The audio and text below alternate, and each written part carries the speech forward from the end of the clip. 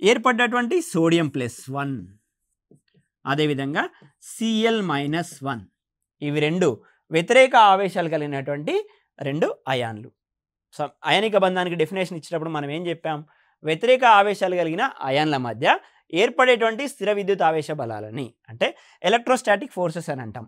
These two ions are having the two opposite charges. అంటే ఈ రెండు కూడా వ్యతిరేక ఆవేశాలను కలిగి ఉన్నాయి. వ్యతిరేక ఆవేశాలను కలిగి ఉన్న కారణంగా ఈ రెండు అయాన్ల మధ్య ఏర్పడేటువంటి స్థిర విద్యుత్ ఆవేశ బలాల కారణంగా ఏర్పడేటువంటి బంధాన్ని అయానిక బంధం అని అంటాము. Na+1 Cl-1 gives rise to NaCl. ఈ విధంగా సోడియం క్లోరైడ్ అనేటువంటి అణువు అనేటువంటిది ఏర్పడుతుంది. సోడియం క్లోరైడ్ లోపల ఉన్నటువంటి బంధము అయనిక బంధము. ఈ విధంగా ఇక్కడ మొత్తంగా చూసినట్లయితే సోడియం ఏదైతే ఎలక్ట్రాన్ని కోల్పోతుందో క్లోరిన్ అదే ఎలక్ట్రాన్ని గ్రహిస్తుంది.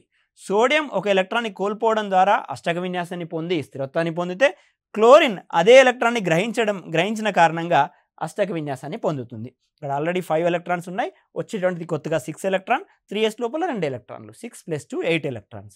ఈ విధంగా చిట్ట చివరి కక్షలో 8 ఎలక్ట్రాన్లను కలిగి ఉండడాన్ని అష్టక విన్యాసం అని, అష్టక విన్యాసాన్ని కలిగి ఉన్నవి అధిక స్థిరత్వాన్ని కలిగి ఉంటాయి.